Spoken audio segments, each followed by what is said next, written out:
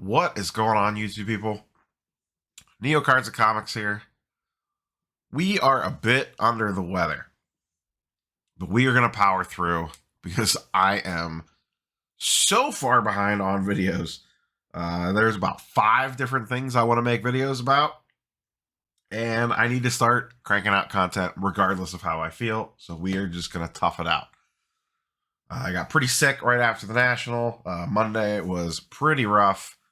Testing negative for COVID, but I am running under the assumption that I haven't. So we'll be work from home the rest of this week.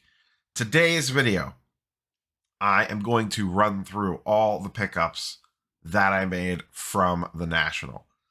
We kind of covered a lot of these in the daily recaps, but we're going to hit everything that I picked up all in one video, just for documentation purposes, so I can go back years from now and look at all the dumb stuff that I spent money on. Also this week, I just want to do a general full recap of the National. There's a bunch of news stuff that I want to get to. We have some fascinating gem rate data from the month of July that I need to get to, and a host of other stuff. So, without further ado, let's just go ahead and dive straight into this. Like, comment, subscribe. You guys and girls know the drill. Pickups from the National. These are in no real particular order. I also have a mail day piece in here too. I had a package waiting for me when I got home. But let's go ahead and run through these. First one, picked this up at trade night, at Card Collector 2 trade night. Zion Silver PSA 9. I moved the Burrow and got this and cash back, Burrow Disco. And as I've talked about a bunch, my goal of this show was to move out of football and into basketball. I did not want to come home with the Herbert. I did not want to come home with the Burrow. I did not want to come home with the Bakers that I took. Mission accomplished all around.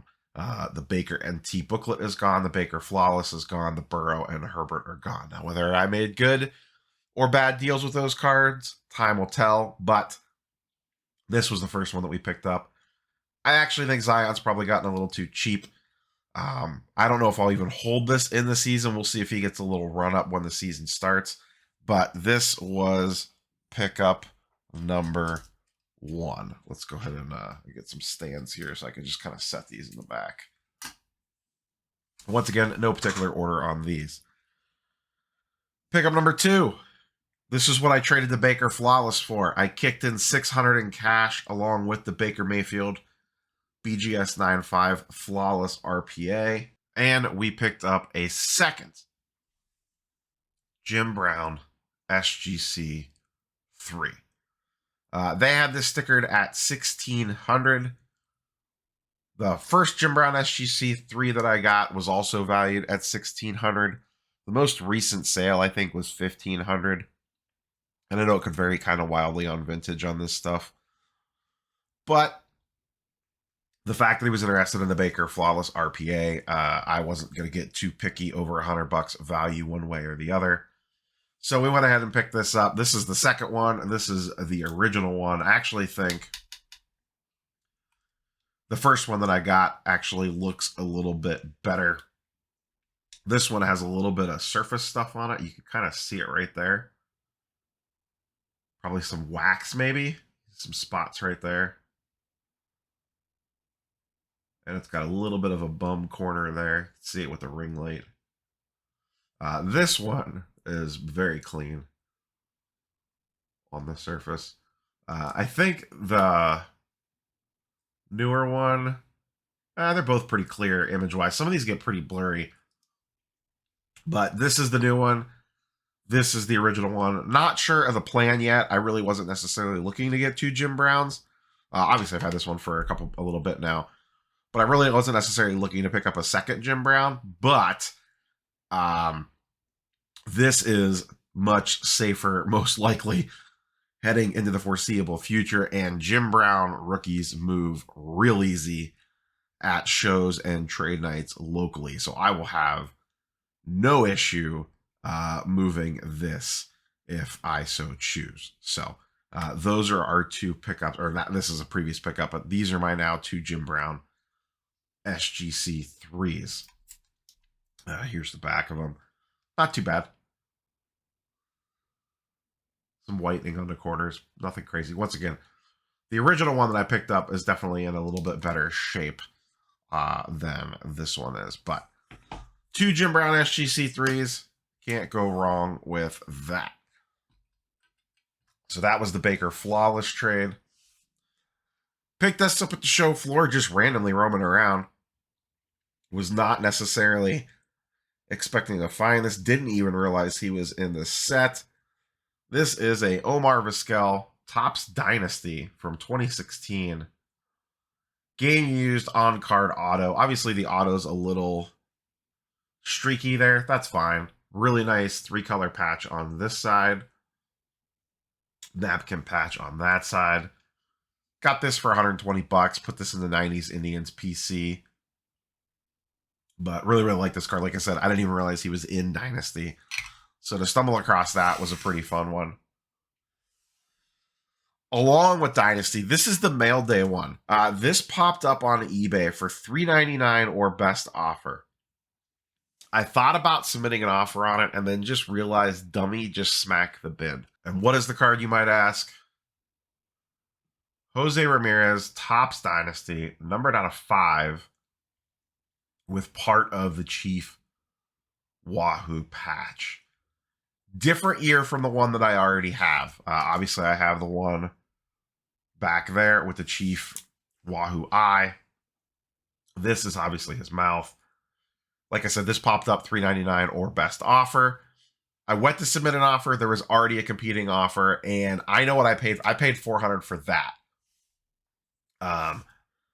So just bidding this at $400, I would have been sick if I would have tried to get cute and offered $300, and then it immediately sold like within an hour, or someone else smacked the bin. That's happened to me too many times. So I knew in my heart of hearts that $400 was a perfectly fair price for it. So don't get cute, because these Chief Wahoo patches like this do not last very long whenever they come up. In fact, a friend of mine had the sister piece to this. Same year, same everything. It was the opposite eye. He bought it for $400, not off eBay.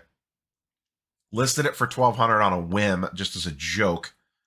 Sat for about 3 weeks, and someone had to buy it now at $1,200 on it for the opposite eyeball.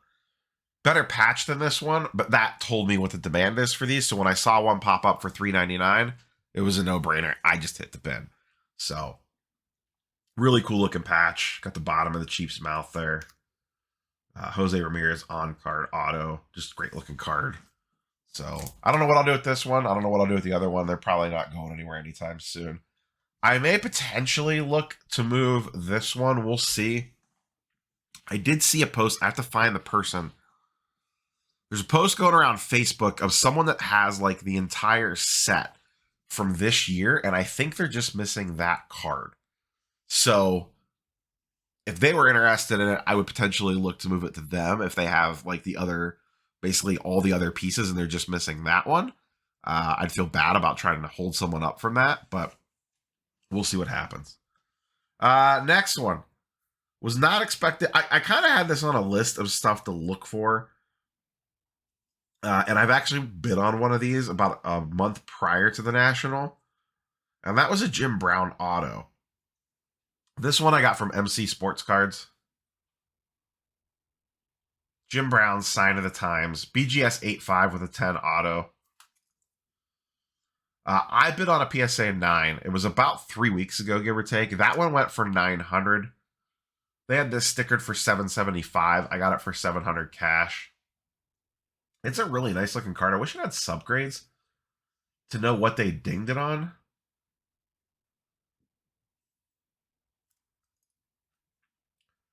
But I am, maybe that edge right there. Edge looks a little rough. I am considering cracking this.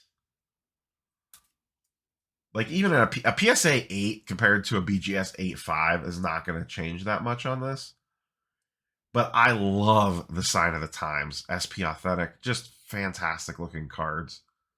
And that is just a super clean auto for him.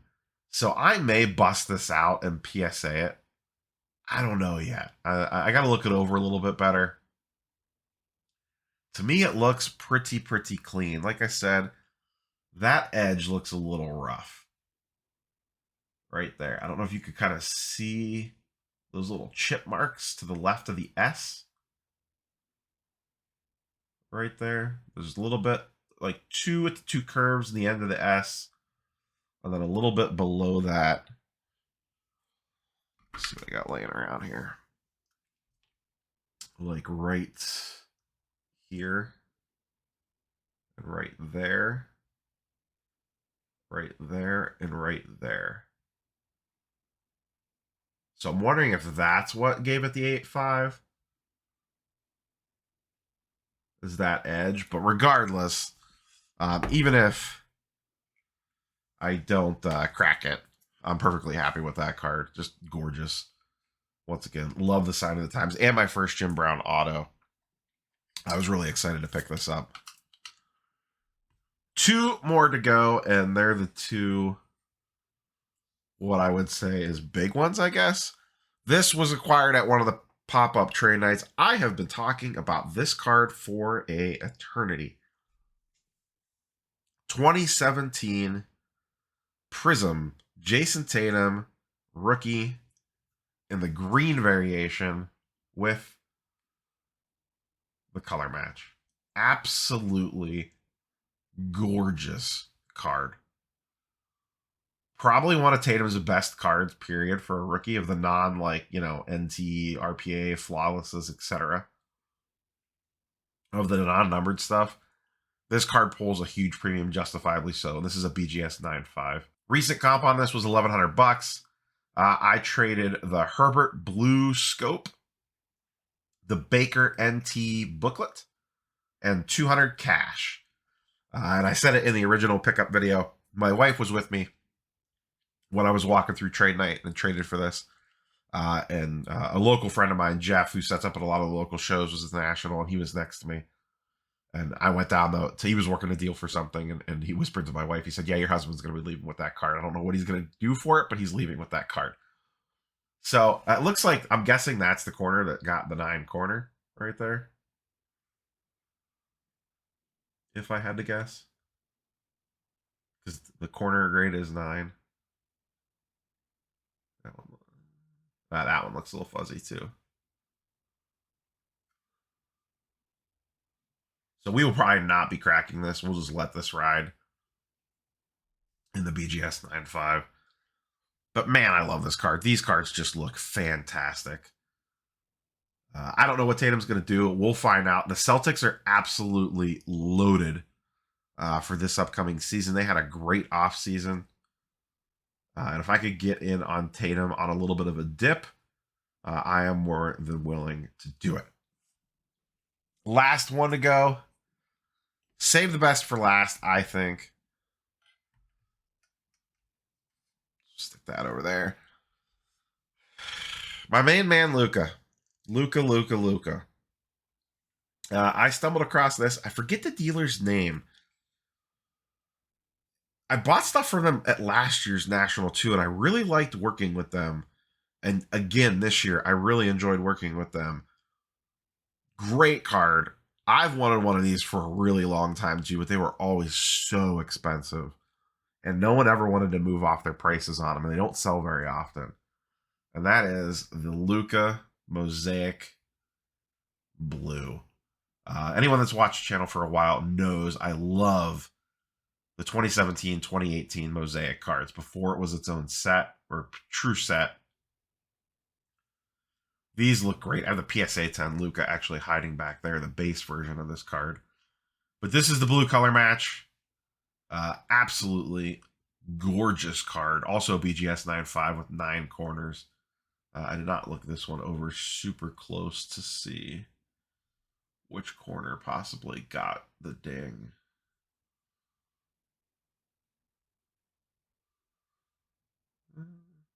Those don't look too bad. They look better than the green Tatum does.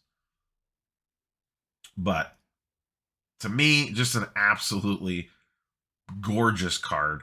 The blue on this matches just perfectly with Luka's jersey. Like, it was almost made for it. This card is just stunning. PSA 10s of this during the peak did like 9 and 10K, I think, at one point in time. I picked this up for $1,500. So the funny part about this was they actually had this stickered at $2,500. And I looked at it Thursday and Friday. And then I came back. I researched it a little bit. The two most recent sales was a PSA 10 at about $2,700, and a BGS 9.5 actually sold on PWCC about 2 or 3 weeks ago. It was like mid-July. So I had heard the dealer negotiating with someone else, and he said, if you have a recent comp, show it to me and we can work. So I had it all pulled up and ready to go. I asked the guy, I said, hey, can I see the Luka Blue? I said, you got any room on this? I said, the recent comp was at $1,500. You guys have this stickered at $2,500. Like, I get it if you can't, but like, I figured I'd at least ask. And he's like, let me check with my guy. So he went over and checked. I don't know if it was dad or just someone else that was working the booth, an older gentleman.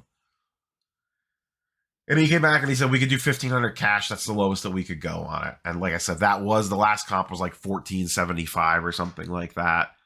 And on a card like this, that does not come up very often. I don't know in BGS, but I know in PSA in a 9 and a 10, the pop is 50 combined between 9s and 10s. I can't imagine BGS 9.5s add a ton to the total. And these cards just do not come to market very often because no one wants to move them. Probably because they're so underwater on them, to be honest. But you just don't see them come up very often. You pretty much have to wait out an auction for one.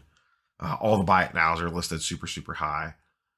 So to pay full comp cash, I don't mind it when it's a card like this that's harder to track down, that doesn't transact regularly. If it's a Zion Silver Prism, that's a different story.